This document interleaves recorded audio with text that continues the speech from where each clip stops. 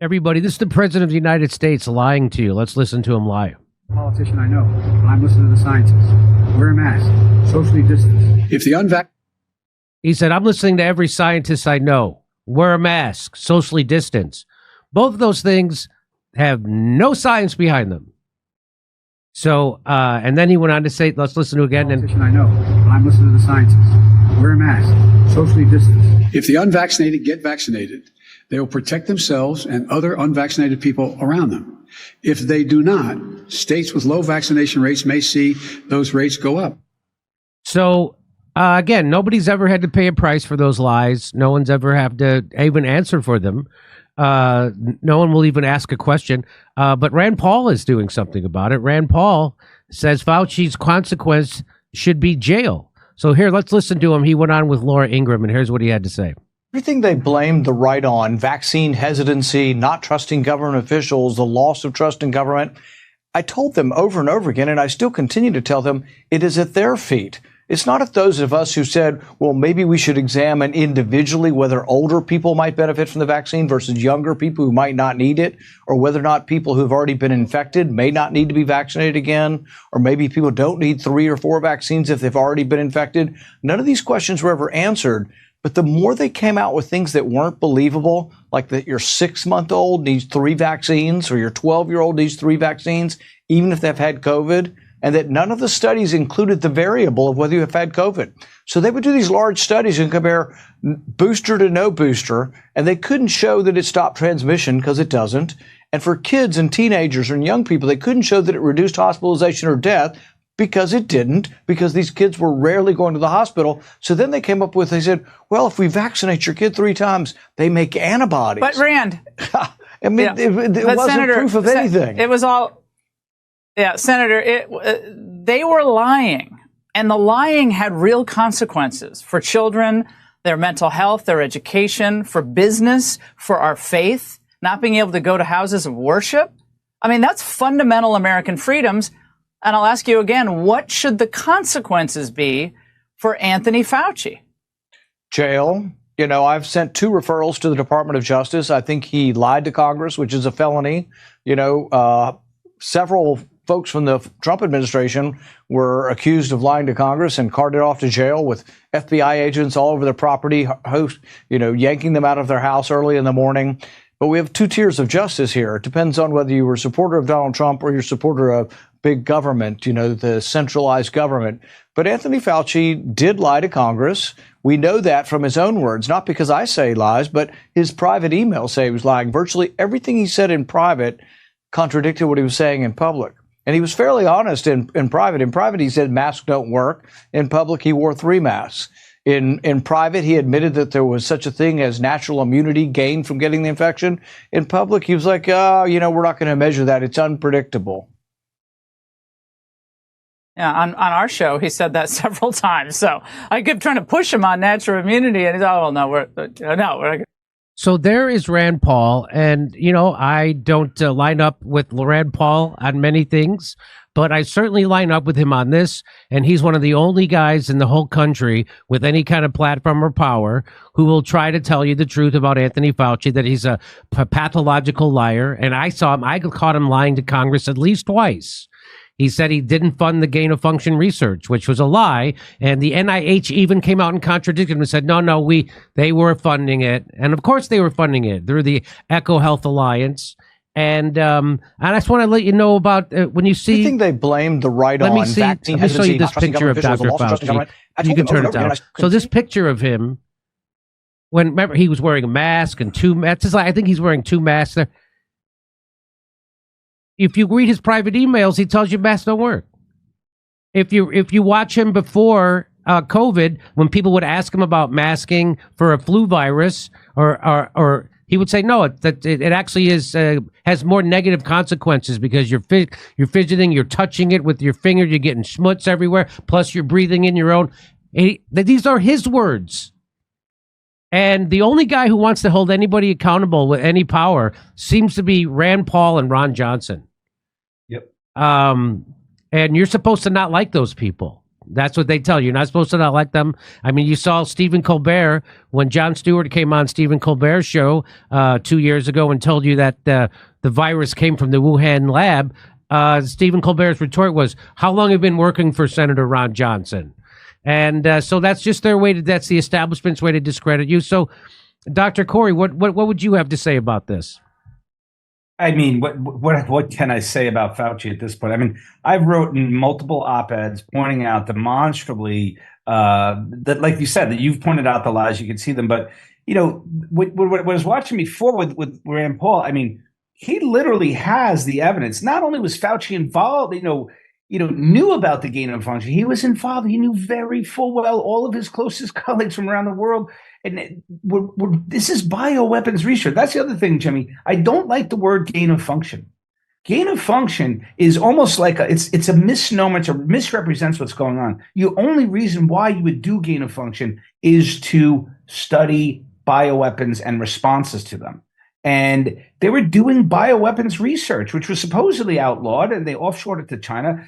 Fauci knew this. And then, of course, you know that through FOIA emails, what's the first thing they did when they found out there was a leak and people were getting sick? Fauci's, organizing his buddies to write a paper in Nature, completely dismissing this idea that it was from a lab. And of course, it's, a zoonotic virus that jumped to humans. I mean, absolutely absurd. I mean, that's the greatest thing. You mentioned Jon Stewart. I mean, for me, I didn't pay attention to this lab leak theory. I was too busy saving lives. But when I started to look at it, I actually, what popped up in my mind is same thing as Jon Stewart said on, I can't remember what show, but when I discovered that this wet market that they were blaming everything on with the pangolins, the wet market is 300 yards from the lab doing coronavirus bioweapons research. When I heard that, I was like, no kidding, really? It's just absurd. It's comical. The Wuhan virus. It says it on the building, the Wuhan lab for viral. It says it right there. It's right down the street from this wet market. Oh, that's what happened. It was a pangolin. Okay. Yeah. But what I tell people is that Dr. Fauci, in order for Dr. Fauci to be held accountable, you need someone inside a government to hold him accountable. Somebody from the Justice Department, somebody from a law enforcement agency somewhere. But because he lied, when you lie at the behest of the establishment, which is what he did. By the way, he was the head of the bioweapons program for the Pentagon, right? So that's why when you say it's a bioweapon, it rings true to a lot of people, because that's why he was the highest paid person in government. And it was after 9/11, they put him in charge of the bioweapon. So he became the highest paid person in federal government. Plus, we never can find out how much money he's actually taken from Big Pharma, because Big Pharma gave tens of millions of dollars to employees who work at the NIH and inside a government. And that doesn't get talked about, because you'd have to be talked about in corporate media that's funded by Big Pharma. And so that's why it's never talked about, right? Jimmy, can I ask you a question on that? Because every time this subject comes up, I literally just shake my head in disbelief. Like, you have a governmental agency, right, which is purportedly for the people. Right. And this agency somehow has legislation and policies which allows it to receive royalties from the industry they're regulating, purportedly, and funding, and they don't have to disclose them. Maybe it's just not coming to you, but is there any other governmental agency that has a similar deal? That, let's say Department of the Interior, the Environment, that regulates, polluters, agriculture, nutrition. Did any of those get like patent royalties from like food additives or something? Like, how can this be possible? That's just because they own when they were allowed to advertise on television. Talk about Big Pharma, and that happened under Bill Clinton. The game was over. That was it. They bought the media. And the media got consolidated. There used to be 50 giant media companies. Now there's only 6. Every TV show, every radio show, every magazine, every newspaper is produced by one of the same 6 companies. And so they got them. And that's that. So that was the end of it. They used to, you could go back and find 60 Minutes episodes where they would investigate vaccines. And they would actually, but that hasn't happened since Bill Clinton. Actually, Jimmy, I disagree with you. That is the reason. I think the reason why our governmental agency has a policy where they don't have to disclose their royalties is because Congress is bought. Oh, right? of course. The politicians who could write this legislation and actually mandate that they reveal this, right? The pharmaceutical industry lobbying budget is in 2021 was $660,000 per member of Congress, which is the highest lobby budget, and it's 2 to 3 times coal and gas. We do live in the United States of pharma, and that's why we literally have an agency where scientists working there for the government are getting royalties from the products. Yeah, I mean, it's just like how they're allowed to do insider trading, and that we're ruled by crime. I mean, people don't realize in America that they're the most propagandized people maybe in the whole world, including China, because people in China know they're getting propaganda. In America, they think they're getting the real news. And our government's 100% corrupted, right? And I don't mean little corruption, like, Joe Biden got his kid a no-show job on an energy board, or Donald Trump set his kid up with a deal with the Saudis. I'm talking about everything that happens. It gets greased by corruption, or it doesn't happen. And if anything good ever happens to this government, it's an accident or it's a bribe to get you to vote. Right now, Joe Biden and the Democrats are now pushing student loan relief again. Why? Because they want to bribe you into voting for them as he's funding a genocide in Palestine, right? So they have to think of something.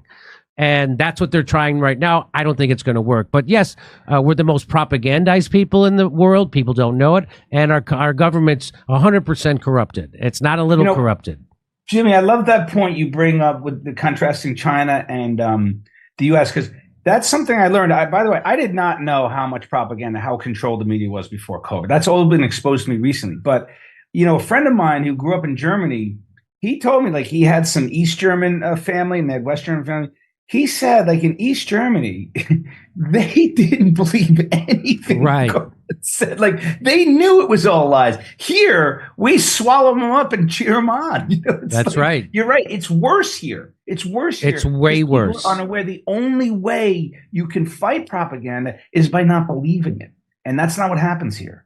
People think that guys like Sean Hannity and Anderson Cooper, Rachel Maddow, who are being funded by weapons manufacturers and big pharma and oil companies and banks, are somehow going to tell you the truth about all those things.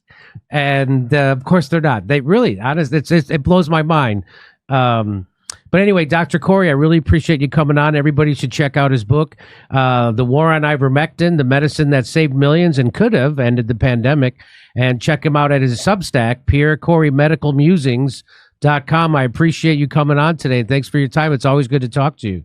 Always great to talk to you. I'll see you next time, Jimmy. Okay, see you next time. Come see us on tour. We're going to be in Stroudsburg, Pennsylvania, Cortland, New York, Oakmont, Pennsylvania, El Paso, Texas, San Antonio, Texas, Vancouver, British Columbia. First show sold out. Denver, Colorado, Ashland, Virginia, Athens, Georgia, and Minneapolis. We're coming back to Minneapolis. If you couldn't get tickets last time, there'll be some available this time. We're doing 2 shows. Go to jimmydore.com for a link for all those tickets.